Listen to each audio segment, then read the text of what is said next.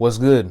So as you can see in the title, we're talking top 5 contenders out the NBA West and Eastern conferences. The playoffs start in a few weeks. I want to say the playoffs start April 15th. The play-in starts on April 11th. So plenty of basketball to get into, but I'm going to go over top 5 contenders out the East and West. And before I get into this video, please drop a like, drop some comments in the comment section as well if you have some opinions or takes about how the seeding works out. And also, please subscribe to the channel. All right, man, let's get right into this because there's a lot to discuss. There's a lot to discuss about the NBA and the seedings currently going on right now and the contenders out the East and West. I will begin with the East first. So the top 5 teams currently right now in the East will go Bucks, Celtics, 76ers, Cavaliers, and the Knicks. I really don't care about the rest of those teams because I do believe there's an outlier. Okay, the Heat are a contender in my opinion. I'll speak about that here soon, but those are the top 5 teams in the East right now. Everybody else, they're going to get, chunked out. The Nets, the possible playing teams like the Bulls, the Raptors, the Hawks. I don't see them making any type of, deep run contributions towards the NBA playoffs. But anyways, let's talk about the East and their top 5 contenders. I'm looking at number 1, the Milwaukee Bucks. I think when they are healthy, they are arguably one of the best, if not the best team in the NBA. If I'm not mistaken, I want to say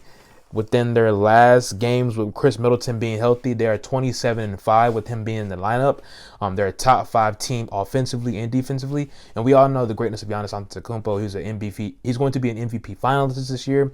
And also he's going to be a DPOY finalist as well. He's having an amazing year. And they also have the depth to back up their championship contributions to what they bring to the table. Number 2 will be the Boston Celtics. They have Jason Tatum, Jaylen Brown, Marcus Smart, Al Horford. I mean, they were in the finals last year going up against the Golden State Warriors. Now, they do have a new coach in Missoula, but I do believe Missoula probably fits this team better heading into the postseason because Ime Udoka prided himself on defense, while Missoula ball is more so offensive driven, and they still have their defensive contributions. But once they're all healthy in that lineup, that offense is very fun to watch. And we've seen tonight against the 76ers, even though JB didn't play and we saw a historic performance by Joel Embiid. I mean, you got some great contributions from Malcolm Brogdon, Derek White, Marcus Smart chipped in some good minutes as well. So, this team is definitely a threat. My third team will be the 76ers. And I think it's pretty interesting to speak about them because, Joel Embiid has spoke about how winning a championship doesn't really matter, but you can tell by his teammates like James Harden, Tyrese Maxey, Tobias Harris, they're all locked in, PJ Tucker. But for him to say a championship doesn't really matter, is all about, I guess he's kind of setting the 76ers up as if they won't win the championship this year. But, I think this is his best time to win it. So, I think they're a contender for sure, but I don't like how Joel Embiid's approaching it. But, neither here nor there. My fourth team would be the Cleveland Cavaliers. I do believe this team is very dangerous entering the postseason. They have a playoff performer in Donovan Mitchell. They have a nice floor general and someone that can really just work the pace in Darius Garland. They have Evan Mobley, who I think is going to have a breakout performance in the playoffs. I think everybody, NBA community-wide will know who Evan Mobley is come playoff time. And they have a phenomenal rim protector in Jared Allen, okay? I like the contribution they get off the bench with Karis LeVert. You have your 3-and-D guy and Isaac Okoro. If he can hit down shots, that'd be big time for him. And also, I think a huge X factor heading into the postseason will be someone like Ricky Rubio, right? Another guy that can come off the bench and provide good defense and also just be a good floor general as well. And also just keep the offense afloat when guys like Garland are on the floor. But this team is youthful heading into the postseason. That's why I have him fourth. JB Bickerstaff, this is going to be his first time coaching in the playoffs, right? The only playoff performer with some type of, history and also just some knowledge behind how these playoff games works will be someone like Donovan Mitchell and, Ricky Rubio, right, during the time with Utah. So, they're fourth right now, but it wouldn't be surprising if they make a Eastern Conference Championship run. My fifth team, you can go Knicks, right, but I'm really looking at the Miami Heat. I know. They've been having a very, very tough season, but you have playoff Jimmy Butler, right, playoff Jimmy. You have the championship pedigree in Eric Spoelstra, and then you have some experience with Kyle Lowry, Tyler Hero, right, Max Strus. This team was in the Eastern Conference Championship last year. Bam Adebayo, of course, as well. I understand that this team has been lackluster entire season, and it's to a point that I'm pretty sure if they get bounced in the first round or even miss the playoff because of them being possible play-in, Pat Riley's going to have to wake up, sleeping Pat, right? He's going to have to wake up and really just revamp this entire roster this offseason. So, there's a lot going into it, but I do believe, with all that being said, they are a championship contender. All right, moving on to the Western side, the Wild Wild West, man, and the West has been crucial. I mean, you have the Suns, the Grizzlies, the Kings, the Clippers, the Warriors, the Lakers. I mean, who can be the top 5 contenders out the West? So, from a number 1 team, will have to be the Phoenix Suns, of course. Once they acquired, via trade Kevin Durant, I knew right then and there it was it, right? They were going to be very special come playoff time, right? They might not have the bench pieces, but, they have, some great continuity when it comes to their bench, right? It's not eye-popping, but Bismack Biyombo's giving you some good minutes down the stretch of the season. They got to insert Damian Lee, right? You have Terrence Ross, a knockdown shooter when he's hot, right? Josh Okogie, he's playing some good minutes, right? Defensive guy, right? Cameron Payne, he brings that, floor general type point guard style off the bench, right? And of course, the starting 5 with Kevin Durant, Devin Booker, CP3, DeAndre Ayton. I think this team will go far in the postseason as long as Chris Paul's playable. I think in key stretches during the game, Chris Paul won't probably be on the floor. They'll probably ride out Devin Booker, Kevin Durant, DeAndre Ayton, Josh Okogie, and probably someone like, Terrence Ross maybe in that 5, right, to really get things going. But because I think at times Chris Paul will be a liability. But other than that, man, if Chris Paul can keep playing, he play better basketball, because of right now he's playing some of his worst basketball of his career, in my opinion. But if you can get good Chris Paul for the Suns, this team can make a Western Conference Finals run. Moving on to the next team, the second team out the West to be a contender will be the Denver Nuggets. We all know the greatness of Nikola Jokic, but this team is the healthiest it's been together in the Jokic and Murray era since 2020, when they made that WCF run in the bubble, right? They had Jokic, Murray, they had a few other pieces. I want to say, who else was on that team, man? I'm having a brain fart, but you know who they had on that ball club, right? But now you have a more experienced MPJ. You have someone like Bruce Brown, who's that utility guy. You have Aaron Gordon. You have someone like Jeff Green, who still gives you good minutes, right? Reggie Jackson coming off the bench. And this team at home is, I think they have either the best or third best record in the NBA when it comes to them playing at home. And also, they only lost 6 home games this season. So, when it comes to going to Denver in that high altitude, they're going to be ready to play, right? Mike Malone has, like I said, the best roster he's had since the 2020 bubble WCF run. So I think his time is now, but I do have him at second. Coming in at 3, I have the Memphis Grizzlies. I know the Memphis Grizzlies are, a bunch of talk and stuff like that, but this team is still very, championship ready, in my opinion, right? They have a lot of playoff background now, as you could say, right? You have Ja Morant, Desmond Bane, Dillon Brooks, Jaren Jackson Jr., right?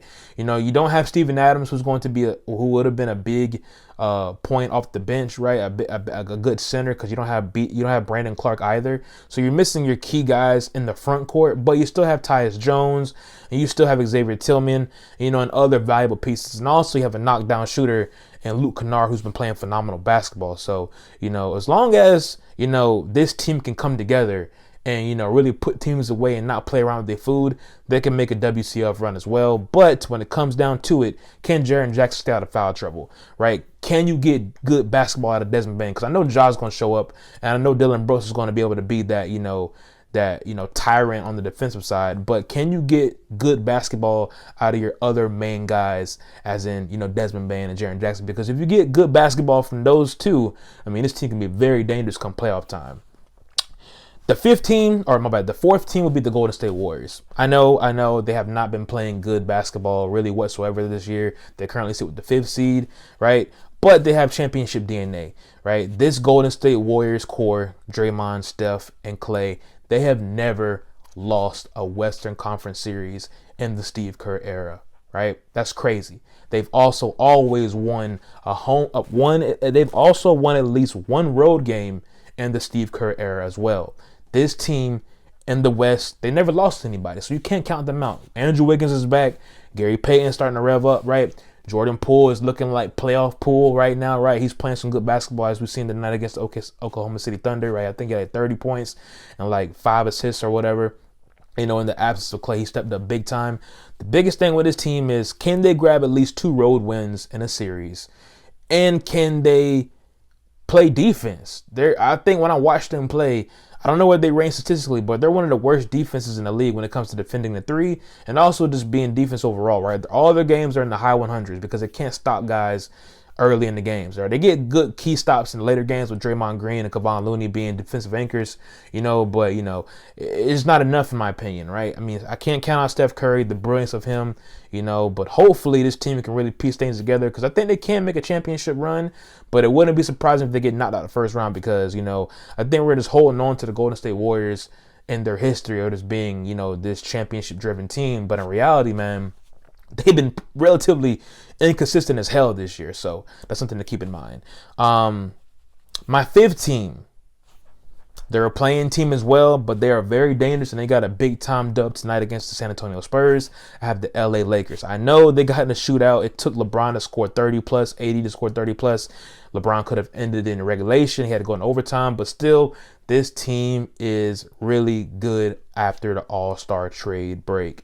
I mean, the additions of D'Lo, Jared Vanderbilt, Malik Beasley coming off the bench, hitting jumpers. Austin Reeves emergence, right? He's averaging, like, I want to say around like 18 points in the last 20 or so games. I mean, he's playing excellent basketball, right? You still got guys like Rui Hachimura, who's going to get some minutes here and there, right? You still have Dennis Schroeder being your backup PG off the bench. But I think the biggest thing is for this Lakers team, if they can make a run, actually just even get out to play in, can you get AD to stay healthy? And what LeBron James are you getting? Because you're not going to get 2018 LeBron James in the playoffs, right? Those days are long gone. But he's going to be able to still put up, great numbers. He's ever going to affect the game on a higher scale. But can you still get the good play out of AD? And also, can you get D'Lo to perform how he did last year in the play-in? The postseason, he was a little weird, right? I think he was a liability at times against that Memphis Grizzlies team. But overall, I mean, D'Lo, he looks to love this LA culture. He's back and he's playing good basketball. The biggest thing for them, though, outside of those things I already mentioned, turning the ball over, man. I think if they come into the playoffs or even a play-in turning the ball over, they'll get sent easily with no hesitation, because they have to play clean basketball. As long as they keep playing clean basketball and consistently hitting down the 3 ball, they'll be okay. And that defense is still there because they're going to lock up, and they have players that can switch from different positions. And Jared Vanderbilt, who's the utility guy, that's really just an anchor on that defense. AD can play 1 through 5 when it comes to defense. I would say 3 through 5. LeBron can play 1 through 5 if he's defensive minded, checked in. So I think this Lakers team could really surprise everybody and make it at least to the second round if they get into the postseason. All right, let's recap this. My top 5 teams that are contenders out the East. Number 1 will be the Milwaukee Bucks. Number 2 will be the Boston Celtics. Number 3 will be the Philadelphia 76ers. Number 4 will be the Cleveland Cavaliers. And number 5 will be the Miami Heat. My top 5 teams out the West that are contenders. Number 1 will be the Phoenix Suns. Number 2 will be the Denver Nuggets. Number 3 will be the Memphis Grizzlies. Number 4 will be the Golden State Warriors. And number 5 will be the Los Angeles Lakers. Now, before I end this video, I know you're probably thinking, what about the Clippers? And what about, the Knicks out the East? And, what about the Kings? You didn't say nothing about the Kings, where the Kings were phenomenal this year. My hesitation on all those teams that are kind of just floating around that could possibly make runs, I think they're all missing a few things. For the Kings, they have no playoff experience, right? Sabonis has been in the playoffs, but, he wasn't Sabonis as he is now. Of course, Mike Brown as a head coach has been in the postseason before, but doesn't really mean anything, right? This Kings team is relatively very young. When it comes to a team like the Clippers, I don't know what Clipper team I'm going to get. Paul George isn't healthy right now. I know they have, championship pedigree with Kawhi Leonard and Ty Lue being the head coach, but still, this Clippers team is too inconsistent for my liking. For the New York Knicks, they don't have a playoff performer as of right now. I know Jalen Brunson has performed big time in the playoffs. He's been phenomenal all season. But, if he gets clamped up in the postseason, and if he's going against a team like, the Boston Celtics or the 76ers, can their number 2 guy, the Robin, Julius Randle, come through? Last time Julius Randle was in the postseason, he looked terrible. So, with all that being said, that's my hesitation on the Knicks. And for everybody else, man, I think they're just going to be competitive, but they're not going to be enough, right? So that's my take on it. But anyways, man, thank y'all for tapping in with me with this video. Like it, subscribe to the channel, turn on post notifications, man. I will be doing more NBA and NFL content style just like this. More personal one-on-one stuff. My podcast, The Rundown, will be dropping next week. So I would not be doing my podcast with Trent on this platform anymore because, I just want to do things my way on here. So nothing against that. We're going to have fun on the different platforms. I'll have the links below in the bio. But like I said, please like this video, subscribe to the channel, turn on post notifications, man. And we out.